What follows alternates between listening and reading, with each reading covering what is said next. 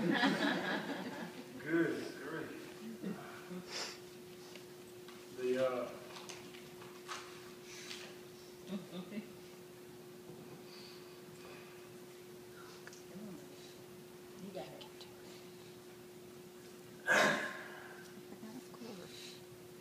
y'all got a wonderful church family. Okay. Clifton Ray Askew was born October 22nd, 1941 in Gladstone Austell Askew in Warrenton, Georgia.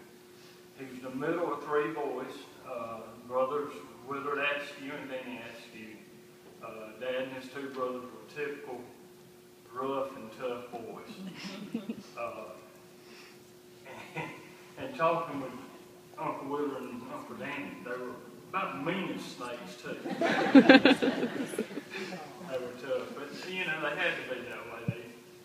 They all they had was themselves to play with, and just they had to be that way. They told me stories over the weekend about what things that happened, things they did, and one that really sticks in my mind that Dad told me was where they caught one of Granny's cats. And they put the cat in the dresser drawer, and they shaved the cat's head. Now, how they got the cat still enough in that dresser drawer to shave his head still beyond me. But, I'm sure that was probably just great to them, but I'm sure Granny took care of y'all when she found out. Uncle Danny was telling me about one time they had a 22 rifle and was taking some target practice. I think he said like on some lemon, some old whatever. But said that one of the stray bullets wound up in Mr. Smith's house that lived down the road from him. And so they thought everything was cool until Mr. Smith told Pappy. And then Pappy took care of the three boys. But we always had a great time when the brothers and their wives and all the grandkids showed up at Granny and Pappy's. In the spring of 1961, Dad met Mom, Sandra Greer, while attending ABAC. She was serving refreshments at a spring formal there on campus. And it was obvious that he felt, head over heels in love with it. And it showed every day. They were married December 28, 1962. They had 3 kids, Sandy, Stacy, and myself. And as Dad referred to us, the 3 S's. That was just a running joke around the family. But, we gave Sandy, Stacy, and myself, we gave each other a hard time about being the favorite. But it wasn't hard for us to realize that we were all Dad's favorites. Daddy always had his priorities in order. First was God, and he loved this dude here. When we lived in Martinez, Georgia, he was Sunday school director, member of the Deacon Committee, and a faithful member of the Brotherhood at Abilene Baptist Church. In 1982, we moved to Moultrie. He stayed faithful to God in the church, at First Baptist, where he was a deacon in the church, and then here at Mount Olive. He was faithful in God and did things around the church in ways that most people did not see. He never was looking for self-glorification. He's a very unselfish Christian man. And he just, he loves serving the Lord. Second was the family. We never had anything to worry about. We always had what we needed and most of what we wanted. He stood on Christian values, raising us and led us by his actions. And it may not always been the way we thought it was supposed to be. But looking back now, we thought it was best for all of us. Then, when Dad, he wasn't the same man when the grandkids came around. I thank God swapped him out. I mean, this, You know, he just, if the grandkids wanted it, that was what was going to happen. He was known to the grandkids as Poppie. It just, they could get away with things that he was probably just strung me up outside of time. One of the big jokes, and it really wasn't a joke because he did this to me, he kept me on restriction from his toolbox. You know, wrenches, pliers, all that. If I even went close to it, breathed on it, he was on my tail about it. And even in the past few years, when he'd come to the house, he'd want to go through my toolbox to be sure none of his tools were in there.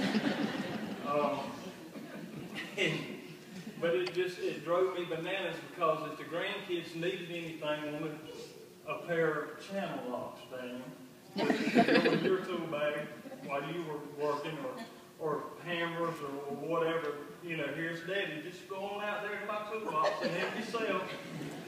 But, you know, we remember a time when Daniel and Blake built them a fort in Mom and Dad's yard. And, of course, here's my tools, help yourself. And it wasn't long after that, Dad was out there around the fort picking his tools up and taking them back to the toolbox where they, you know, from where they left them out there. To tell another one on Daniel and Blake. One day, now Daniel and Blake's the two oldest.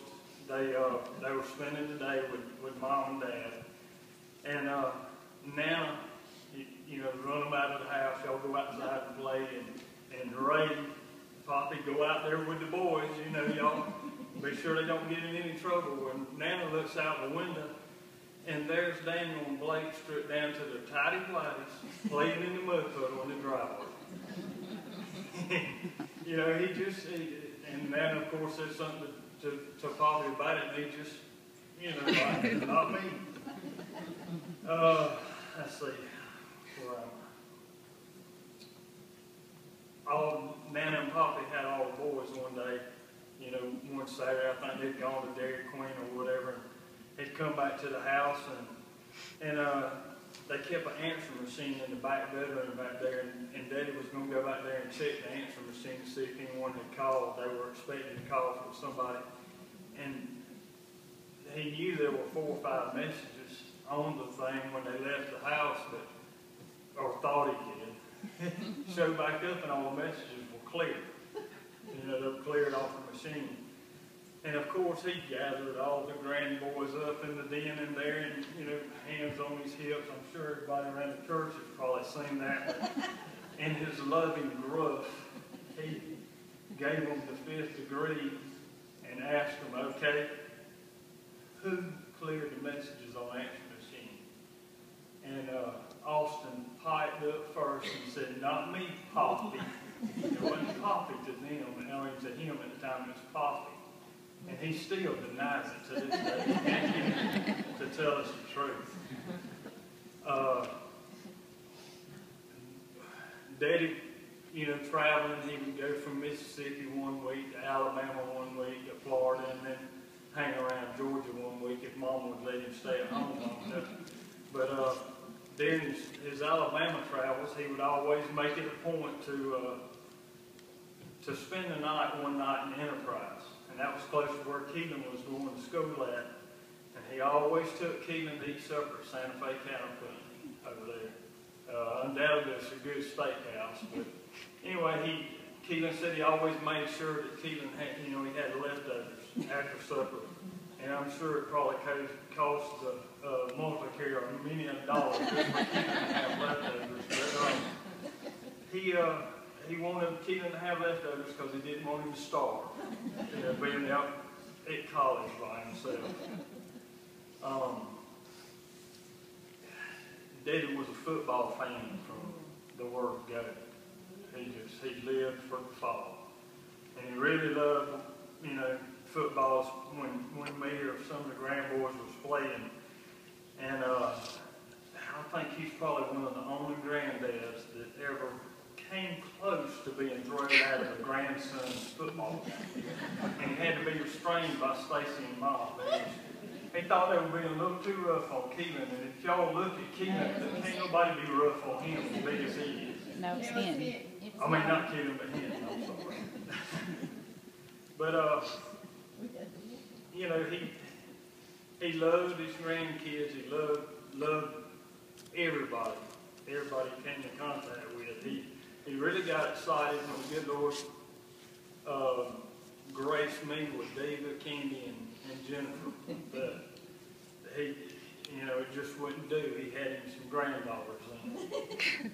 Or he thought he did, you know, to start off with. But he, you know, we kind of drug around and didn't get married as quick as he thought we should.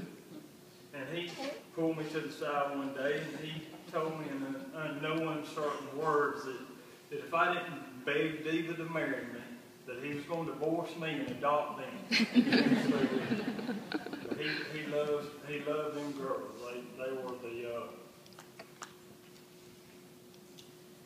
they would do in his book. Let's put it that way.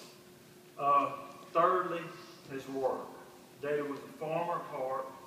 He loved his customers, and he was one of those people that liked meeting new people and making them friends. He knew his business, and he knew it well. Joe Brooks and his family made Daddy a part of their family at Multicare, and we're so grateful for that. Daddy loved Mom and his kids and the grandkids with all his heart. He also loved the church and the church family.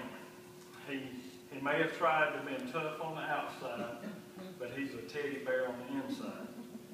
And he didn't mind telling you what he thought. And sometimes he'd go on his rampages and all it would take would be Mom to give him that look and he would calm down. You know, so. But Daddy was a God-fearing man. He loved everyone he came in contact with. He made everyone he came in contact with to feel like that they were part of his family. Mom and Dad's friends have been so gracious and loving in this time with prayers and just being there. Continue to pray and lift Mom and us up.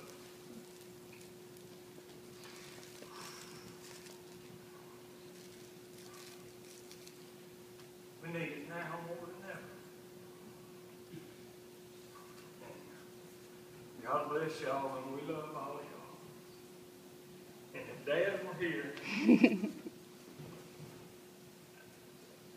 his famous word was "Go Dogs." Thank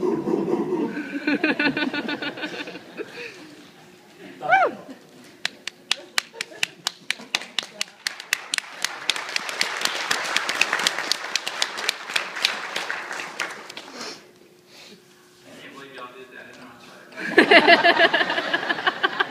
Just for that, I'm going to say 4 equal.